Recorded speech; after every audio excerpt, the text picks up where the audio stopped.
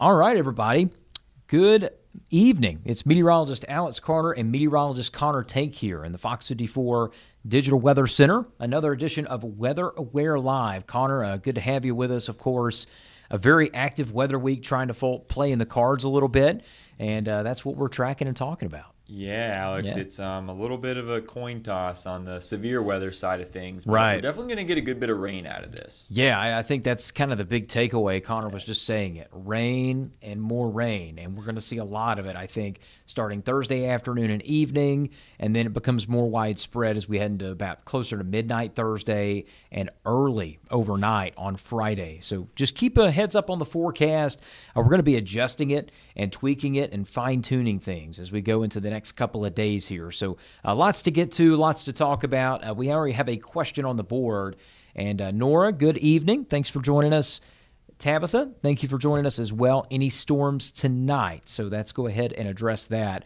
I do think we could hear a few booms of thunder tonight, Connor. I don't know about you, but I'm starting to look at the data and think, okay, a few heavy cells south of I-20, nothing severe, but we could hear a few booms of thunder. Sylvania and Millen definitely, I think, probably have the best shot of seeing periods of some heavy downpours and some thunder and lightning. Absolutely. Yeah. Connor, we've been talking about this on Doppler radar as well. You'll see that here.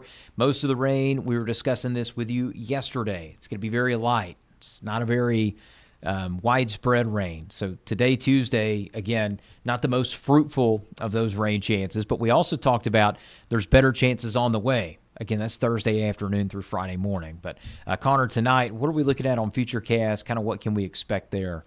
Well, I think we're going to have on and off showers like we predicted yesterday. Things are going to ramp up, though, especially once we get by that midnight time frame. You were talking about south of I-20 could hear a boom of thunder or two, and maybe even see some lightning and have periods of heavy downpour. And that's what I was talking about with Sylvania and Millen. We see here in our local Futurecast periods of heavy downpour. You see the reds and orange there. So just keep in mind in that area.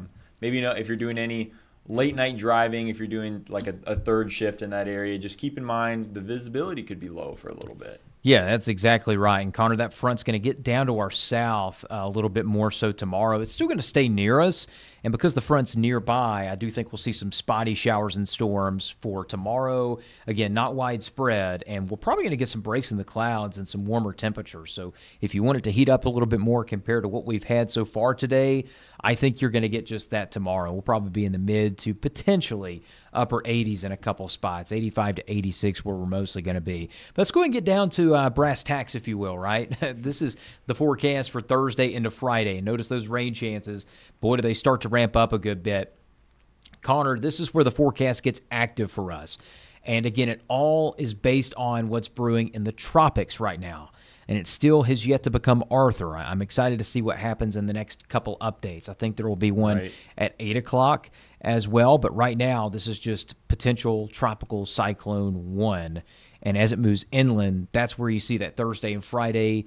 That's where you see that rain chance. And Connor, I wanted to touch on PTC 1 for a moment, because everybody's like, what in the world does that stand for? I just, I'm not the biggest fan. I think, a lot of you tuning in tonight, you'll probably know this about now by me.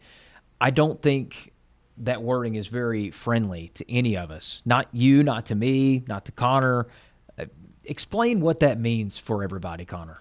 Well, like you kind of dabbled on a little bit, is the potential to be Tropical Storm Arthur. But right now it's just subtropical storm or a broad area of low pressure just out in the Gulf right now. Will it become Arthur?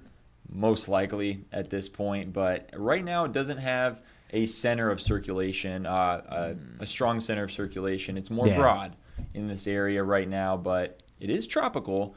And believe it or not, this is actually some of the energy from a system beforehand, Christina, that we talked about last week, me and Alex. It went over the Yucatan Peninsula, headed northward, and it was just a broad area of low pressure, a Gulf low for quite some time now, but now it has a good chance of giving us some potentially severe weather for the CSRA. That's spot on, Connor. We were talking about this, keeping an eye on the Central American gyre. And the Central American gyre, while it didn't produce anything immediately, it cooked. It just, incubated there for a while in the Western Gulf. And Google AI DeepMind model. We talked about this a lot. It's been all over this. What could very briefly become Tropical Storm Arthur. So PTC, or potential tropical cyclone, all that mumbo jumbo to say this is going to become Arthur, and it's going to do so for a very brief period of time before it makes landfall again on the East Texas, western Louisiana coast, and then moves inland and very much weakens into a weak tropical low. And, now the big question is Thursday and Friday. What bearing does that have on our forecast? So this is a good point to start out with. Crystal and Nora asking this, is this a possibility that it turns out like Helene? Absolutely not. I want to be very clear about that. Anytime we hear these tropical systems moving through, that's instantly where all of our minds are going to go to. Helene was a Category 4 on the coast on a conveyor belt inland. It had a lot of juice to it. This has a conveyor belt with it. It's starting out as not even a tropical storm right now. It's totally different. It couldn't be more different.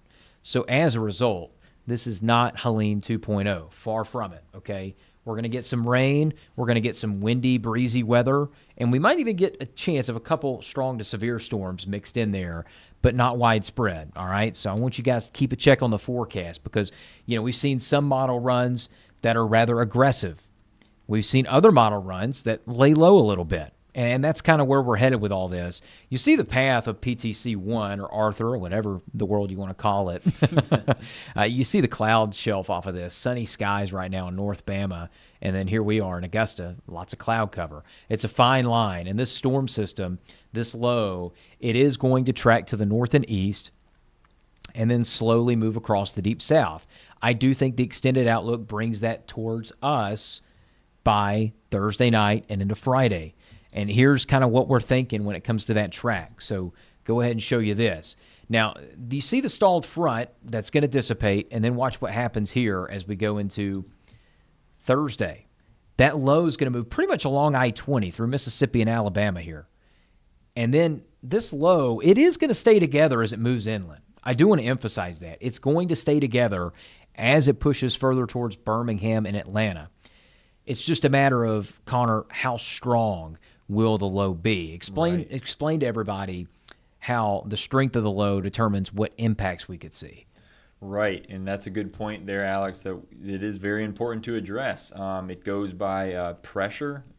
That's how we kind of determine the strength of the low pressure of the system itself, this subtropical storm, potentially tropical storm Arthur. If it's more on the higher side of the pressure, if it's closer to let's say 1,006, 1,008 pressure, then it's more of a weaker system, and not the severity of things aren't as bad. We're still going to get a decent amount of rainfall from this, but the wind gusts, taper those off a little bit, maybe 20, 30 mile per hour wind gusts. However, if it's more of a stronger system, let's say it's 1,002 or right at 1,000, then it's a stronger system. Then we could see wind gusts up to potentially even 50 mile per hour wind gusts as it's pushing on through.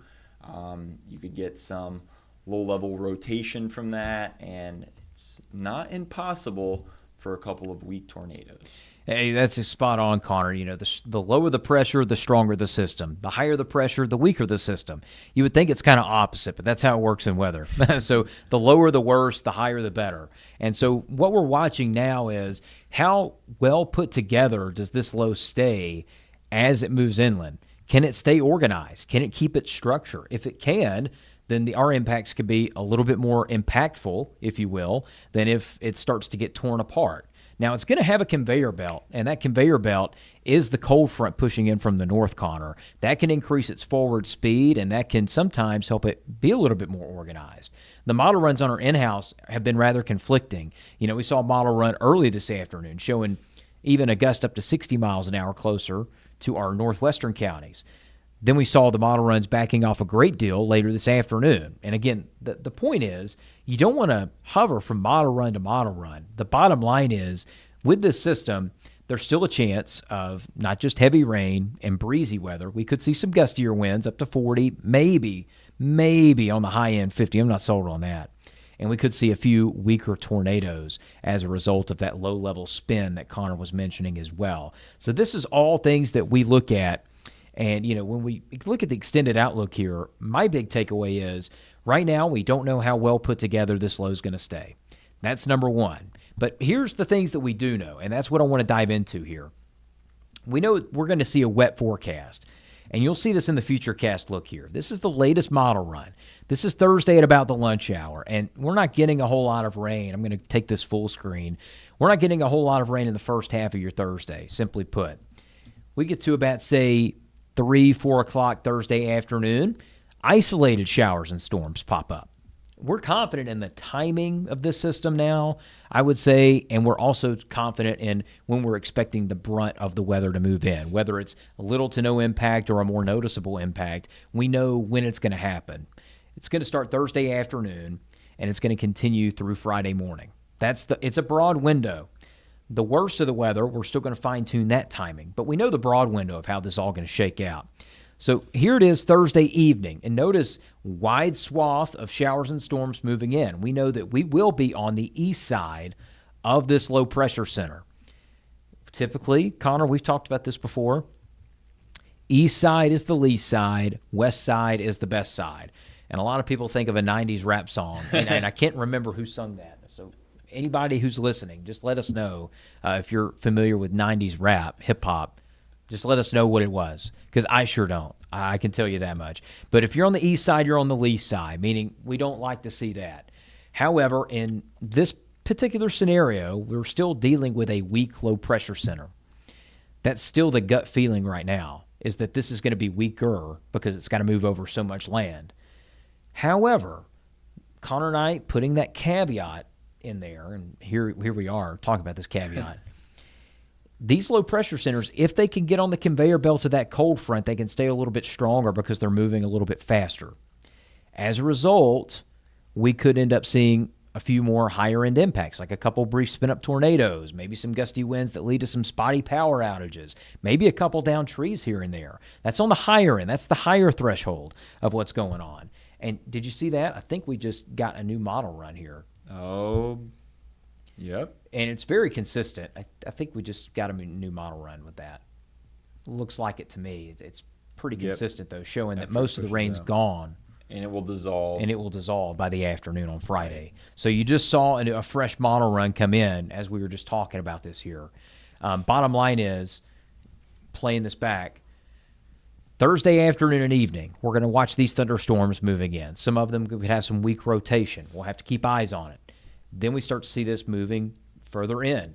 Then we're going to have more of a line of showers and storms moving in. And we'll be with you as this is actually knocking on the doorstep, because World Cup going to delay us a little bit on Thursday night.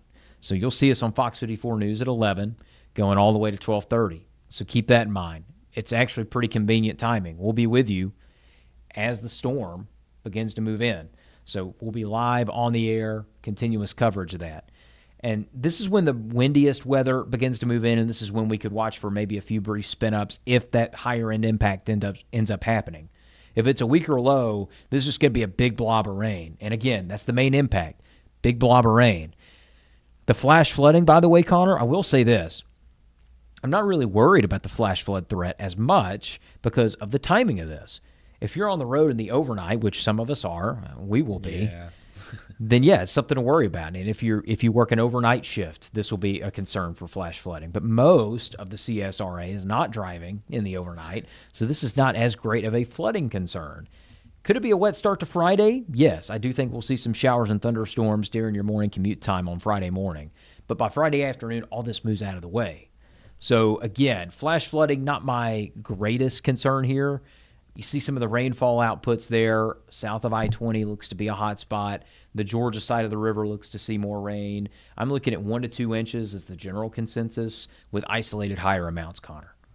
Yeah, and Alex, we touched about this earlier as well, that center of low pressure, if it moves a little bit further south even, that could also increase impacts too a little bit there as well. Because right now we can see the center of low pressure a little bit to our north and west, but if it creeps down south a little bit, maybe that could give us some stronger wind gusts. Maybe. Yeah, exactly. Yeah. And, the thing is we got to watch how strong that pressure stays inland. Some models have been very bullish on that, and others have been backing off on it. My gut says, okay, this has got a lot of real estate, right? This low's got a lot of real estate from the Louisiana-Texas coast all the way across this deep south to get to this area and still stay put together. Right. It would take a lot for that to happen. I just don't see that happening. Right. The science and the physics of it says no. Yeah.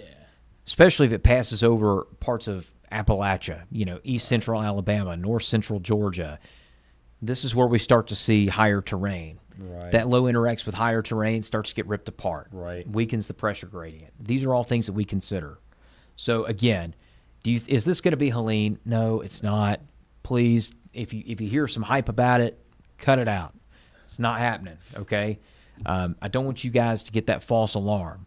What we are watching though is a good rainmaker, maybe a brief spin-up tornado threat, and some gusty winds that could produce maybe some isolated, very spotty power outages. That's kind of what we're looking at right now. All right. So that's going to be kind of the extent of this system from what we see. Now, if it strengthens, we'll be the first to let you know, because some model output earlier was showing an aggressive system. And if that happens to happen again, and we start to see this storm defying the laws of physics, which I just don't see happening, then we'll let you know. But again, the SPC and some of our agencies are already putting out some of the alerts for what we could expect. Again, flash flood potential Thursday into Friday. That's going to be possible. Again, the timing of this system doesn't bode well for flash flooding. All right? Flash flooding that impacts us. Your morning commute, okay, road ponding, probably going to let up by then. If we're going to see road ponding, I think it's going to be past about 8 o'clock Thursday night into maybe 5 a.m. Friday. Right. At the latest. Most people are going to be home at that point. Most people are home, unless you're asleep. Doing a third shift. Exactly, unless you're doing that third shift, which we will be. So, keep an eye out on that. Let's break down the wind gusts because we got that latest model data, Connor. This is Thursday afternoon and evening. Some thunderstorms could produce some gusty winds up to 30 to 40 miles an hour outside of the actual low pressure center itself. Right. This is the first side of it where you get those spotty cells. Yep. Those spotty cells could produce some gusty winds. Then we start to see the low moving through. And right now it doesn't look very organized. It looks a lot discombobulated. The wind field does. We saw 2 model runs ago, Connor, a very organized, centric, symmetric wind field. Defying the laws of physics. Like yes, defying the laws of physics, where it actually had an eye on it. And again, some of those model runs are very shaky, very touchy. I think at the peak, 40 is as good or as high as we could get it for a wind gust here. I think 40 is probably our threshold at this point. 30, 30, that's probably where most of us are going to get. 30-mile-an-hour wind gust with a lot of rain. Again, this is a big rainmaker with some breezy weather. That's about it. So, again, we're looking at some high-end model impacts that have been shown, and I'm thinking, okay, we gotta get more data. We gotta get more data to draw these conclusions. And right now, the latest model runs are coming down to earth, and I think that they're starting to put physics into account. Yeah. Now, again, with these low pressure centers and with the amount of instability that we will have, and we'll say, Connor, the wind gust, even if they're low, I'm still looking out for maybe a few brief spin-ups. Right. We've been seeing some of the parameters for that in the model data. Thursday afternoon, Thursday evening, maybe even looking at a few, even into early overnight Friday. And like you mentioned, Alex, not widespread, but there could be some spotty power outages, even from 40-mile-per-hour wind gusts. So just something to be aware of. Yes, spot on. You got to be aware of that. Again, everybody's worried about their trees or anything like that. This is not a tree downer. No. I mean, we'll let you know if that changes. Again, if the low defies the laws of physics and it just continues to stay organized and symmetrical inland, I would be very, very surprised. A lot of miles on those tires. A lot of miles on those tires, exactly. And low pressure systems, Connor can tell you this as well, the further east they go, the less support they get. And that trough that's going to be instigating this low, it's going to get sucked into the main trough that's up to the north. So as it absorbs, that's when we start to see some weakening. And I think that weakening takes place as it moves across Georgia and South Carolina. Not so much Mississippi and Alabama. I think they'll still have some very active weather. I don't think we're going to get nearly as active of the weather. It's going to be wet, though, and some of the rainfall output has been really nice. We were just showing you that. Again, 1 to 2 inches with isolated higher amounts, mainly on the Georgia side of things. You look at what we call the STP, significant tornado parameters. This is just measuring the potential for tornadoes. You see all these white blips? Well, look at where we're at on this. Let's see if I can get the clicker right. Yeah, there we go. You're here, all right? That's nothing. We have seen days very much higher than that. It's showing you that the tornado potential is extremely low. It's not zero. We're not going to rule it out, but it's pretty low, all right? And we're about to show you this futurecast on a local level, too. Connor, I think, the big storyline here is going to be, okay, how does this impact my plans, primarily? Not as much, is this going to be DEFCON 5 moments? Right. I don't want people to think that. This is Thursday afternoon, spotty storms in the afternoon and the evening. Notice that there. A few of those cells, we'll watch them, see what happens. And then we get to about 11 o'clock Thursday night, and again, we'll be with you on Fox 54 right at this time. We'll be on the air live until 12:30, tracking all this. Some heavy rain, gusty winds, frequent lightning. Those are the main impacts there. Some road pining if you're driving out late at night, sure. Gusty winds, probably seeing those picking up to 30 miles an hour. A few severe storms also can't be ruled out. It's a pretty simple forecast here, and one that we're not trying to panic you over. So, again, you're going to see a lot of misinformation out there, but the bottom line is we're just expecting some good old-fashioned rain. If this low, again, does something unexpected and stays organized, Connor, we could probably be looking at a little bit of a different picture. But, again, got to take those things like a grain of salt. Right, and you mentioned this earlier, Alex. It's probably going to end up being somewhere in the middle between the two because we've been seeing a little bit of a coin flip for the model runs, and now we're starting to see some physics in there for the model runs. Yeah. But we've seen more severe model runs and more dappered off a little bit. So exactly. It's probably going to be, like you mentioned, somewhere in the middle. Right. I mean, if you had told me that, the New York Knicks win an NBA championship anytime soon, I would have told you you're out of your mind. Right. So, and, things happen. Yeah. But generally, again, we start to see everything playing out how it should. And this low pressure has a lot of real estate to move over land and weaken a good bit. So I don't want you to get overly concerned. I think we'll see some gusty winds up to 30, potentially 40 miles an hour. There's a low chance of a few spin-ups. But the big thing is we get a good soaking rain, and a lot of it happens when you're not on the roads. I think the big commute time frame that gets impacted in all this is going to be about 5 to 7 p.m., Thursday evening when everybody's headed home from work or anything like that. And speaking of that, Robert Steele says, I got to drive through this, hope to hit the worst of it by midday Thursday. I don't think, once you get to it depends on where you're driving, Robert. I don't think your commute's going to be too impacted if you drive Thursday morning, Thursday afternoon, and evening. Yes, and in pretty much all directions too. North, south, east, west, you're going to run into this somewhere. Yeah. So keep that in mind for your commute. But that's really all we have for now. Those are the updates. Bottom line is, don't panic. It's not a big deal. It's not a huge event. And I did want to touch on this too, Alex. Since this is lower level spins, since it's not in the higher latitudes, if we do get a tornado, it wouldn't be a strong one. It'd be a EF0, maybe EF1, probably landing, if any, EF0. Wouldn't be a strong tornado. And we talk about this a lot. The average width of the tornado is like no more than 50 yards. The length that it stays on the ground on average is even less than 5 minutes. Yeah. We're talking, most of these are very quick hitters. Can an EF0 or EF1 still produce damage? Yes. Is it going to level your home? No. No, it might take some shingles off the roof. Right. You can have some roof damage, some stuff like that. This is not, again, I guess we want to put these things in context. When people say tornadoes are possible, that doesn't dumb it down enough. That doesn't like really break it down to the nuts and bolts. Right. Here's the type of tornado you could see. Here's the impacts it could do. And guess what? If a tornado is 50 yards and it only stays on the ground less than 5 minutes and its average path is less than 2 miles, what are the chances that happens to you? Right. I mean, getting very, hit by very lightning, slim. get struck by lightning, you probably have a greater chance. Yeah. So, again, keep those things in mind if you have storm anxiety, because I know we've dealt with a lot of that in the past year and about 9 months now since Helene. So, again, no need to panic here. It will be an active pattern, and I do think we'll see some active weather, but this is not going to be DEFCON 5. If we see signs that this low is going to strengthen and it produces some more higher-end impacts, we'll be the first to let you know. Right now, no need to panic. Just keep it easy. It's nothing more than that. So I think that's about it for Weather Aware Live tonight. We're leaving you at about 6:30. If you're wondering, well, where's Fox 84 News? Where is that? Well, Connor, tell him what's going on.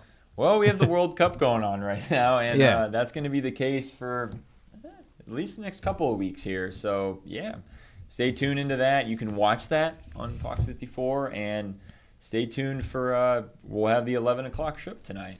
Alex will be diving into that from 11 to 12:30, right? Giving you all the latest details on this event.